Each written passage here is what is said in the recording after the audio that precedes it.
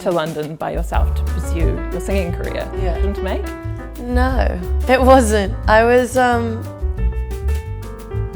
very excited about it, and I think I was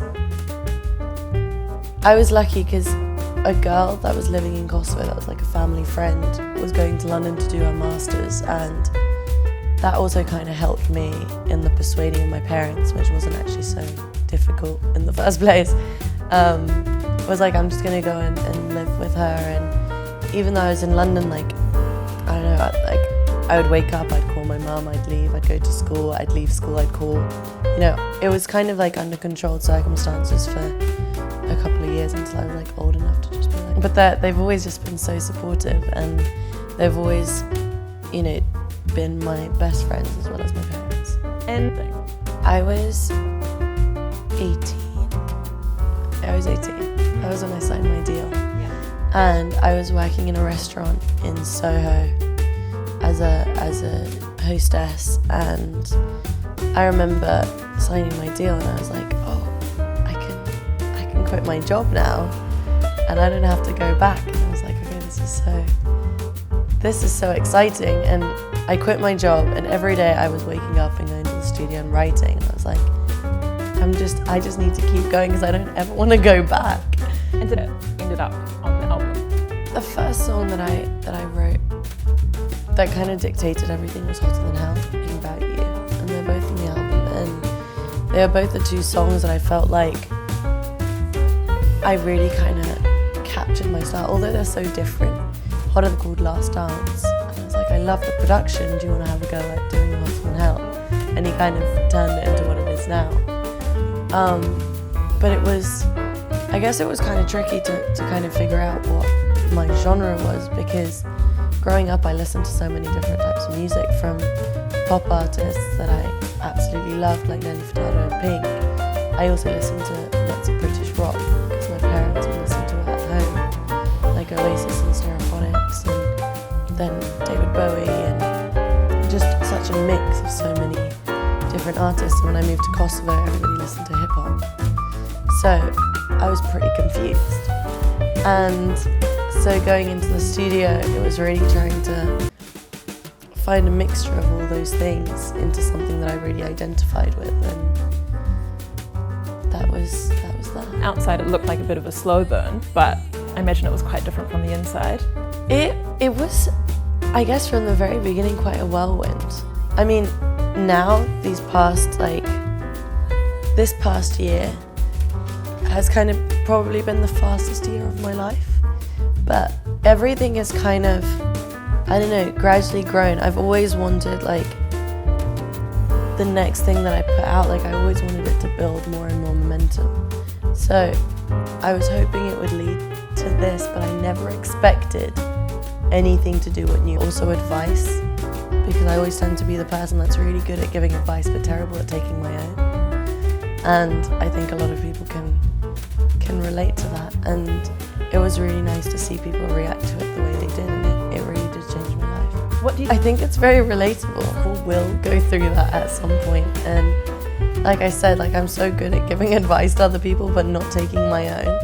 And that, you know, the song and the video really kind of show that. That in most of my songs, like, I've always found it so therapeutic to write about things, like even in Hotter Than Hell, like when I started writing that song, it was initially quite a sad song because I came out of a really awful breakup, and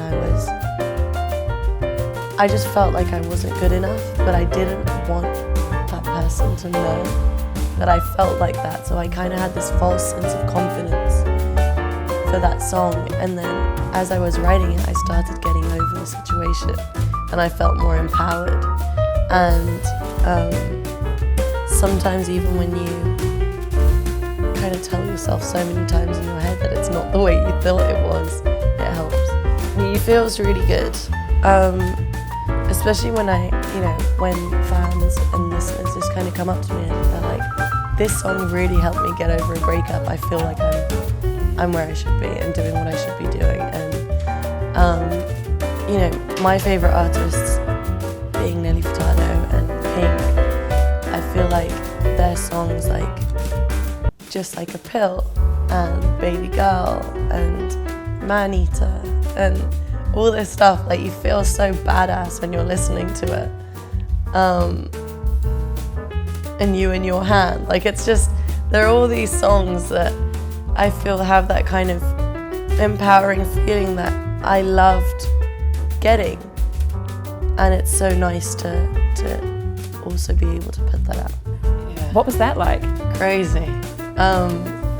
It was just like a really surreal feeling. It was really exciting to, I guess, I don't know, be recognized in that way and to have people respond to the song like that. It was just really exciting, especially in, like, I guess my home in the UK. To have my first #1 was really, really special. Well, I don't know really. I feel like it's a lot harder to break through. Firstly because of streaming services, and they're amazing, but I guess people are still learning, and record labels are still learning how to kind of break an artist with it, because it's so obvious that the artists that have been on the scene for so long, the second they release anything, it kind of climbs up the charts, it goes onto all the playlists, and it's kind of changed the game a little bit. And I think as a new artist or as an up-and-coming artist, you really have to put out a lot of music, and you have a platform. I think you're expected to have an opinion, and I think more often than not it's probably for the right reasons, and it's good that you should have an opinion, because a lot of people are really relying on you to be their voice, you know? And if you are the person that gives those people that opportunity, you're not just helping yourself, but you're helping others, and you're doing it for good, you know? And you would hope that people are very genuine about it, because we want to make a change, and we want to make it for the better. And you know, you want to change the world, not just with your music, but you just want to be able to see a brighter future. And especially with everything that's happening, as a woman, you're like, of course I want there to be equality. Of course I want people to see that women have exactly the same opportunities as men do. With it, but I think it's for all the right reasons, and there should be a pressure, because there should be, I guess in a way, a lot expected of you in that sense. You know, you can't solve everybody's personal problems, and we all have them, and sometimes when you do have a voice, people do expect that of you as well. But I think the most important thing is just to do good and spread good and try and make a change in society, and that, you know, not just trying to solve one individual's problems, but everyone is like a collective to just help progress.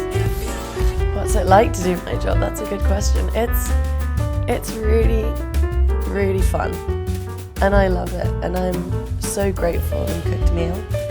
But there is no feeling like the feeling I get before going on stage. It's like, and I think I said this before, but it's like falling in love when you get all these crazy butterflies, when you have this anticipation of kind of the unknown and not really knowing what you're jumping into. It's that feeling that's so unmatched, that is also so addictive, that I love. And I'm so grateful for these opportunities and kind of, you know, what this has really given me.